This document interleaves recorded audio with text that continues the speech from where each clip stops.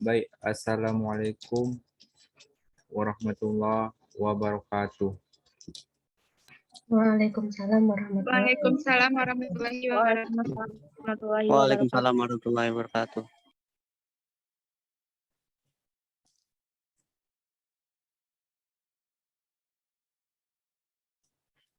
Baik, di sini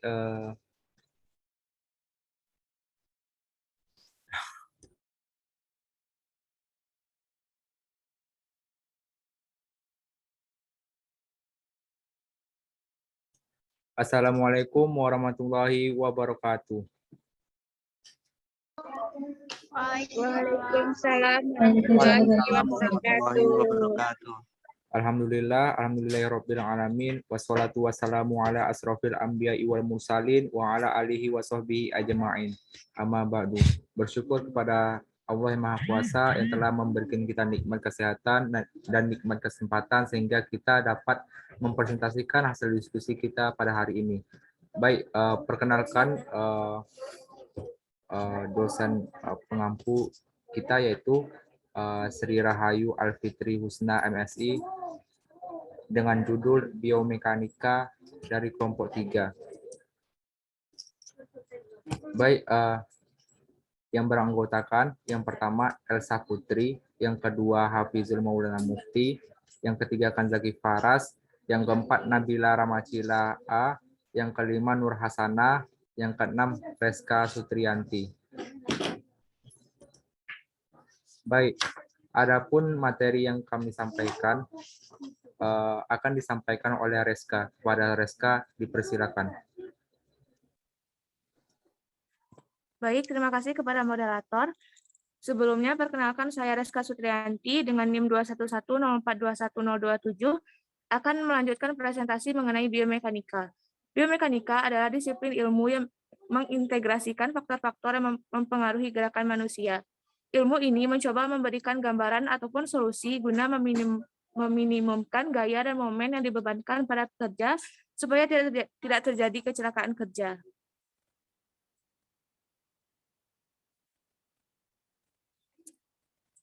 Selanjutnya ada ruang lingkup biomekanika.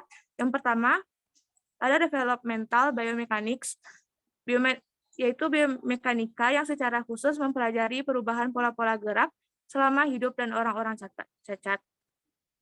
Yang kedua, ada biomechanical of exercise, mempelajari usaha-usaha untuk meningkatkan keuntungan yang diperoleh dari latihan dan mengurangi kemungkinan terjadinya cedera. Yang ketiga, ada rehabilitation of mechanics, biomekanika yang secara khusus mempelajari perubahan pola-pola gerak selama hidup dan orang-orang cacat. Yang keempat, ada equipment design, mempelajari desain peralatan yang digunakan dalam olahraga. Yang kelima, ada sport biomechanics, digunakan untuk meningkatkan efisiensi gerak atlet ketika menampilkan cabang olahraga. Pendekatan biomekanika memandang tubuh manusia sebagai suatu sistem yang terdiri dari elemen-elemen yang saling berkait dan terhubung satu sama lain melalui sendi-sendi dan jaringan otot yang ada.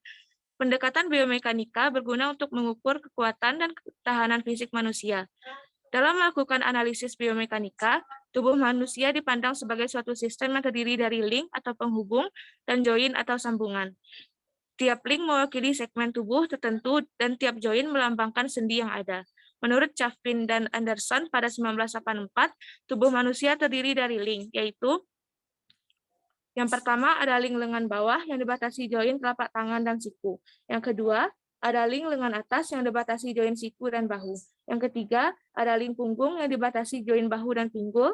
Yang keempat, ada link paha yang dibatasi join pinggul dan lutut. Yang kelima, ada link betis yang dibatasi join lutut dan mata kaki. Yang keenam, ada link kaki yang dibatasi join mata kaki dan telapak kaki. Selanjutnya merupakan gambar dari analisis biomekanika.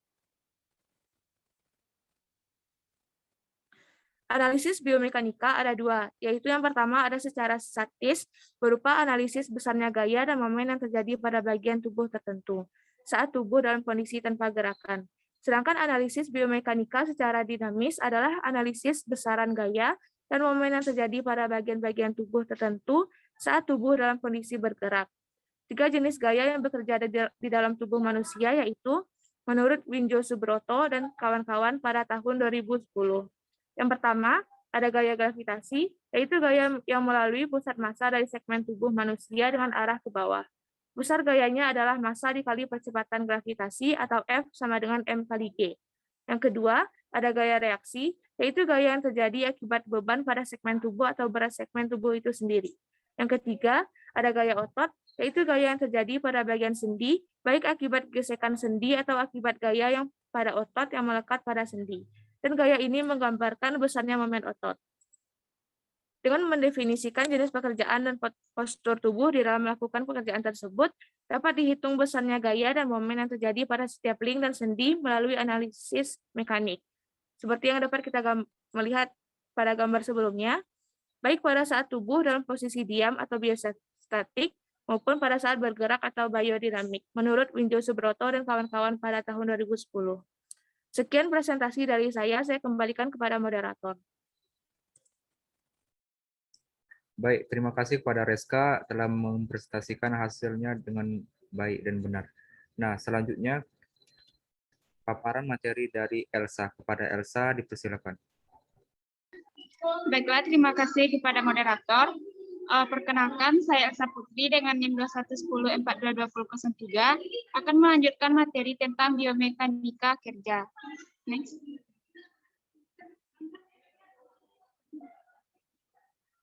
Biomekanika kerja merupakan salah satu subdisiplin keilmuan biomekanika yang mempelajari interaksi fisik antara pekerja dan peralatan, mesin, dan material untuk meminimalkan risiko gangguan pada sistem otot rangka yang terkait dengan kerja, menurut Chavin 2006.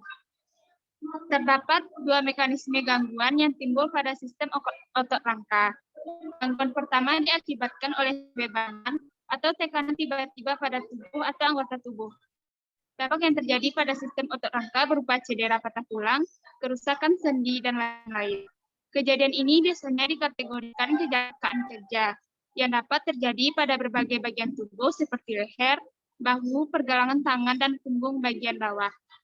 Gangguan kedua berhubungan dengan pembebanan terus-menerus dan bersifat akumulatif dalam jangka panjang, yang mengakibatkan kelainan pada sistem otot rangka, seperti kelainan fungsi otot, kelainan pada kemampuan gerak sendi, kelainan pada saraf, kelainan pada tendon atau penghubung otot dan tulang. Kelainan seperti ini dikategorikan penyakit akibat kerja. Next. Selanjutnya itu tulang, ligamen, dan tendon. Tulang sebagai penyokong struktur tubuh dan membentuk formasi rangka tubuh. Selain itu, tulang berfungsi sebagai pelindung organ-organ internal tubuh. Fungsi lain tulang adalah untuk pergerakan bersama-sama dengan otot, terutama tulang-tulang panjang pada lengan dan kaki. Kemudian ligamen merupakan jaringan yang menghubungkan antara dua buah tulang dan berfungsi untuk mempertahankan stabilitas sendi. Otot-otot terhubung pada tulang melalui tendon. Dan selanjutnya itu tendon yang berfungsi untuk meneruskan gaya dari otot. Selain memiliki fungsi yang serupa, ligamen dan tendon memiliki morfologi yang sama. Next.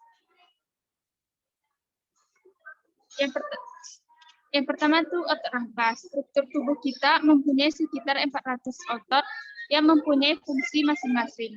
Berdasarkan jenis kontraksinya, otot dapat dibagi atas 3 golongan, yaitu otot jantung, otot rangka, dan otot polos. Dan berikut merupakan gambar dari ketiga pembagian otot tersebut.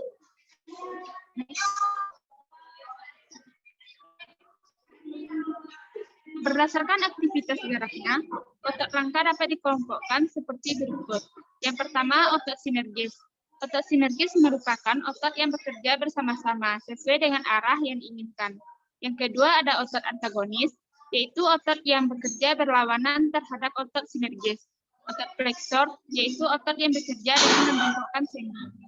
Kemudian otot ekstensor, yaitu otot yang bekerja dengan meluruskan kembali sendi ke posisi awal. Selanjutnya itu ada otot abduktor yang merupakan otot yang bekerja dengan menggerakkan anggota tubuh menjauhi garis tengah tubuh. Kemudian ada otot adduktor yaitu otot yang menggerakkan anggota tubuh mendekati garis tengah tubuh. Next.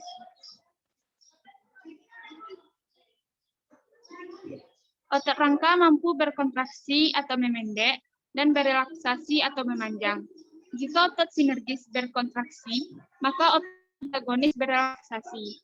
Sebagai contoh adalah pasangan otot biceps dan triceps yang menjalankan fungsi sinergis dan antagonis untuk menggerakkan lengan bawah. Setiap proses kontraksi membutuhkan energi yang diperoleh dari ATP, yang dipecah menjadi ADP. Kemudian ATP dalam jumlah besar untuk kerja otot yang berat dan dalam jangka waktu yang lama akan disuplai oleh sistem metabolisme tubuh dengan mengurangi karbohidrat, lemak, dan protein yang tersimpan dalam tubuh manusia. Baiklah, sekianlah materi dari saya kembalikan kepada moderator. Baik, terima kasih kepada Elsa telah menjelaskan materi dengan baik. Selanjutnya, materi akan disampaikan oleh Hasna. Kepada Hasna, dipersilakan. Baik, terima kasih moderator. Selanjutnya saya akan menjelaskan mengenai gangguan yang terjadi pada otot rangka. Next slide.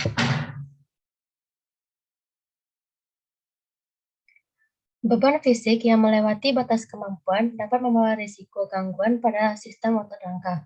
Gangguan yang mungkin terjadi dapat dibagi ke dalam dua bentuk, yaitu yang pertama ada cedera akibat pembenanan yang tiba-tiba. Hal ini disebabkan misalnya mengangkat benda yang sangat berat sambil membungkuk.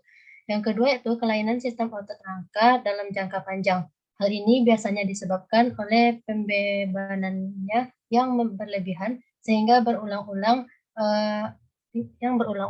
Gangguan MSDS ini dibagi atas 4 kelompok, yaitu yang pertama gangguan pada tendon, yang kedua gangguan pada sendi, yang ketiga gangguan pada jaringan saraf, dan yang keempat gangguan pada jaringan neovaskular.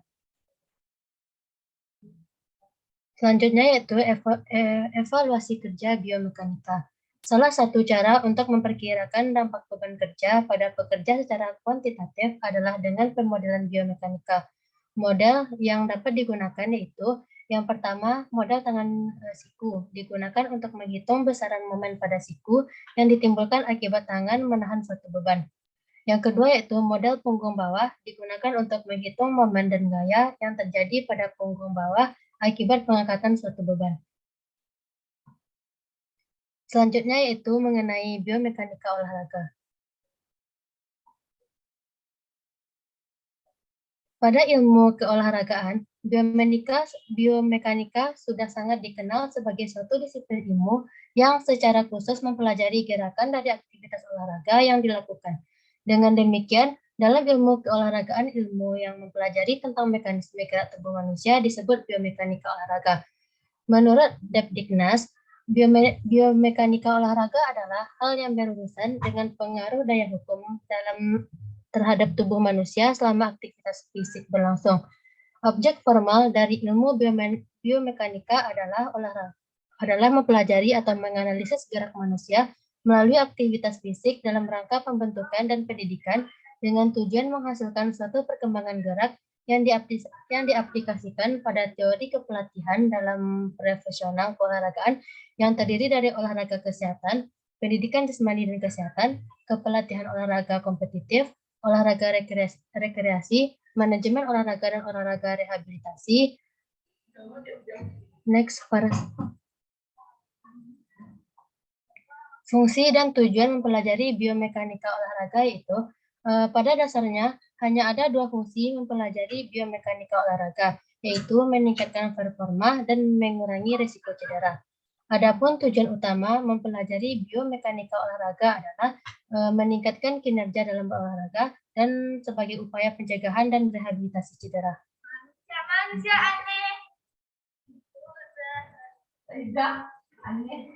Proses gerakan dalam pergerakan manusia terdiri dari 3 bidang diantaranya, itu yang pertama bidang sagital. Bidang ini dikenal juga dengan poros antero-posterior yang membedakan tubuh menjadi kiri dan kanan.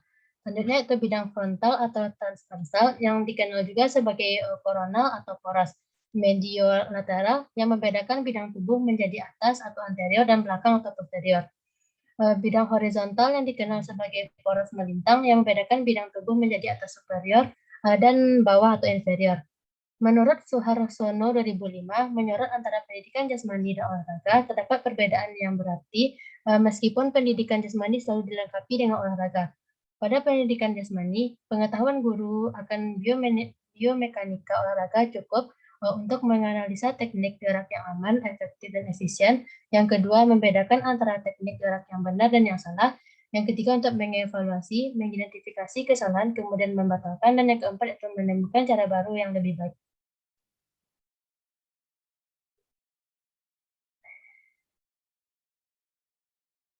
Next one.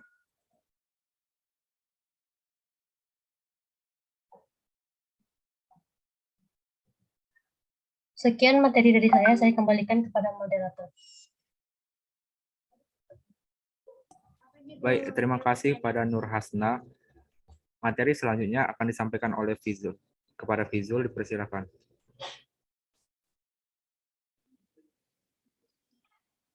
Baik, terima kasih moderator. Next slide. Selanjutnya itu massa berat dan inersia. Yang pertama berat.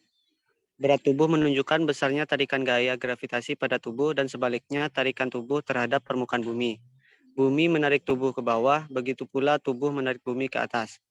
Berat adalah jumlah unsur suatu objek yang dipengaruhi gaya tarik bumi atau gravitasi. Yang kedua, massa. Massa adalah jumlah unsur suatu objek. Jika benda mempunyai massa, maka dapat menarik benda lain yang memiliki massa. Next. Hubungan berat dan massa. Gaya gravitasi bumi semakin dekat, intinya semakin besar. Contohnya, atlet yang berada di ekuator sedikit lebih ringan dibanding di kutub. Massa tubuh tetap konstan, tetapi berat tubuhnya bisa berubah-ubah. Selanjutnya, inersia. Inersia atau kelembaman berarti tahanan yang menghambat atau mengubah gerak suatu benda. Inersia menggambarkan kecenderungan suatu benda untuk terus melakukan apa saja yang dilakukan. Hukum Newton 1 menunjukkan yaitu inersia, kelembaman. Benda bersifat mempertahankan keadaan. Semua benda atau objek akan bergerak bila ada gaya yang mengakibatkan pergerakan hubungan massa dan inersia. Semakin besar massa dan berat tubuh atlet semakin besar tahanan yang menghambat gerakannya. Inersia dianggap lawan pada saat mulai bergerak dan menjadi kawan pada saat bergerak. Hal ini terjadi juga pada gerakan rotasi. Contohnya golf club ketika diayunkan. Next.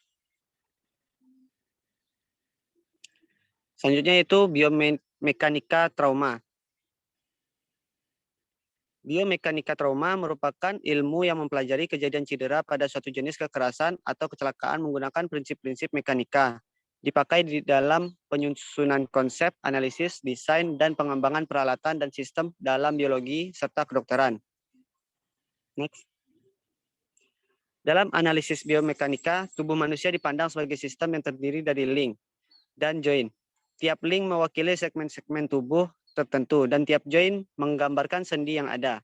Menurut Caffin dan Anderson, tubuh manusia terdiri dari 6 link, yaitu link lengan bawah yang dibatasi oleh join telapak tangan dan siku, link lengan atas yang dibatasi oleh join siku dan bahu, link punggung yang dibatasi oleh join bahu dan pinggul, link paha yang dibatasi oleh join pinggul dan lutut, link betis yang dibatasi oleh join lutut dan mata kaki, link kaki yang dibatasi oleh join mata kaki dan telapak kaki. Sekian materi dari saya kembalikan kepada moderator. Baik, terima kasih kepada Hafizul telah menjelaskan materi dengan baik. Selanjutnya, materi akan disampaikan oleh Sila. Kepada Sila, dipersilakan.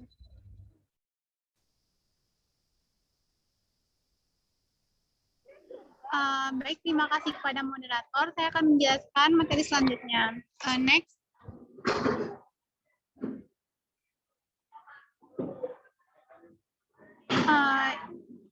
Seperti yang disebutkan di atas, bahwa manusia dapat disamakan dengan segmen benda jamak. Maka panjang setiap link dapat diukur berdasarkan persentase tertentu dari tinggi badan.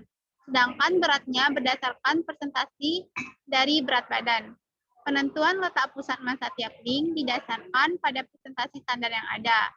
Panjang setiap link, tiap segmen, berotasi di sekitar sambungan dan mekanika terjadi mengikuti hukum Newton.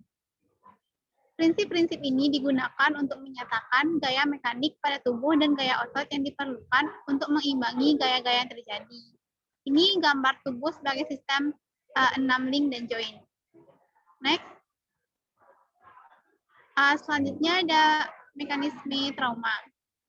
Mekanisme trauma dapat diklasifikasikan sebagai berikut, yaitu tumpul, kompresi, ledakan, dan tembus. Mekanisme cedera terdiri dari cedera langsung, misal kepala dipukul menggunakan martil. Kulit kepala bisa robek, tulang kepala bisa retak atau patah, dapat mengakibatkan pendarahan di otak.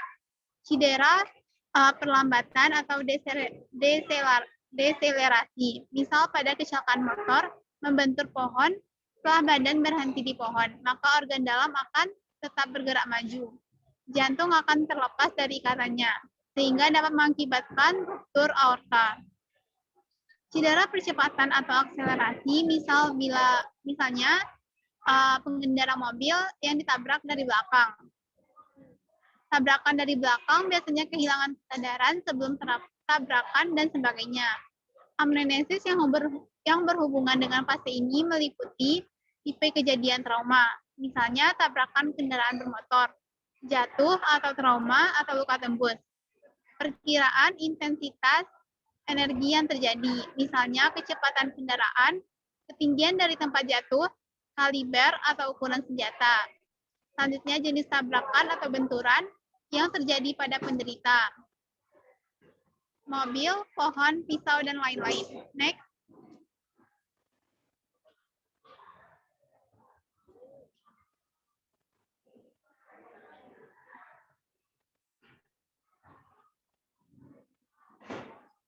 Trauma tumpul. Penyebab terbanyak dari trauma tumpul adalah kecelakaan lalu lintas. Pada suatu kecelakaan lalu lintas, misalnya tabrakan mobil, penderita yang berada di dalam mobil akan mengalami beberapa benturan. Berturut-turut sebagai berikut.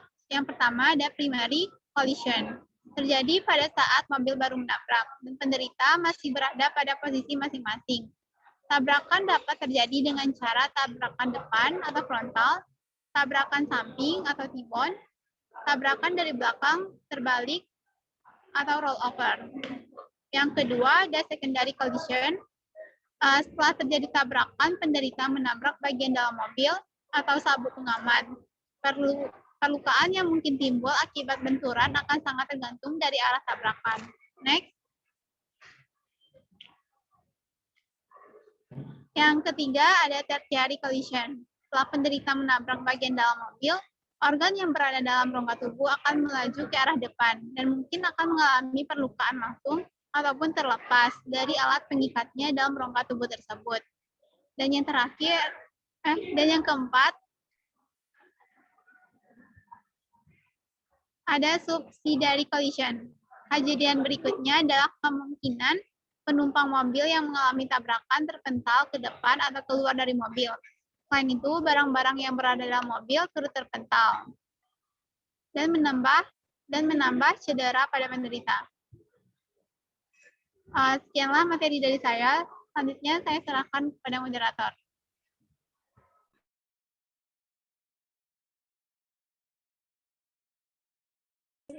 Baik, terima kasih kepada Cila telah menjelaskan materi dengan baik. Selanjutnya materi akan saya jelaskan dengan slide selanjutnya.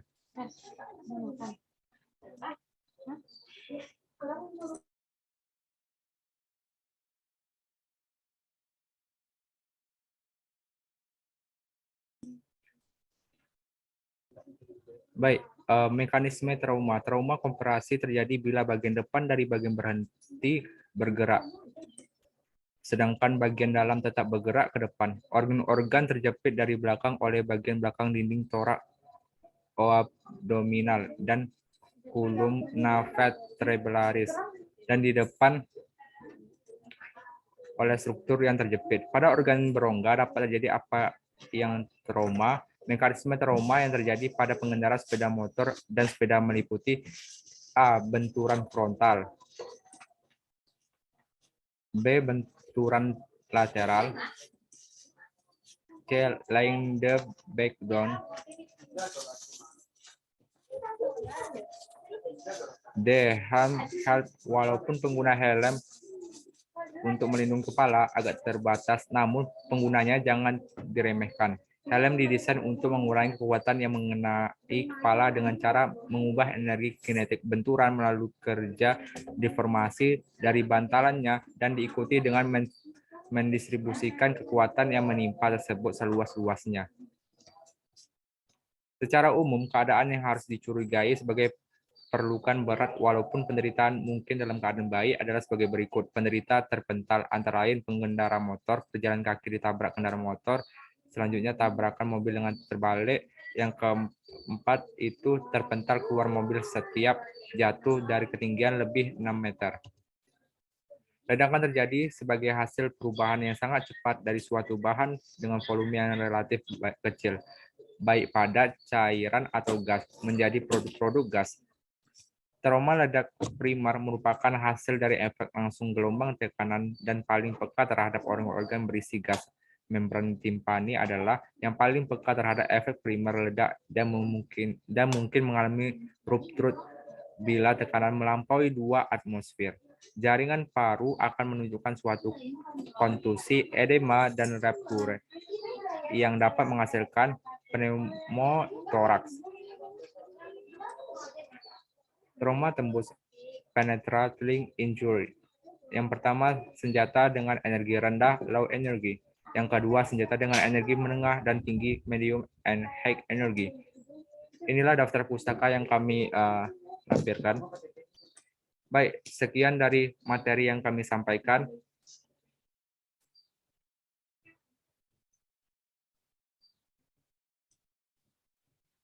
Mudah-mudahan bermanfaat untuk kita semuanya. Saya akhiri dengan pantun. Bunga mekar di perbukitan, sawah luas berdesaan. Terima kasih untuk perhatian, mohon maaf untuk kesalahannya. Assalamualaikum warahmatullahi wabarakatuh. Waalaikumsalam warahmatullahi wabarakatuh.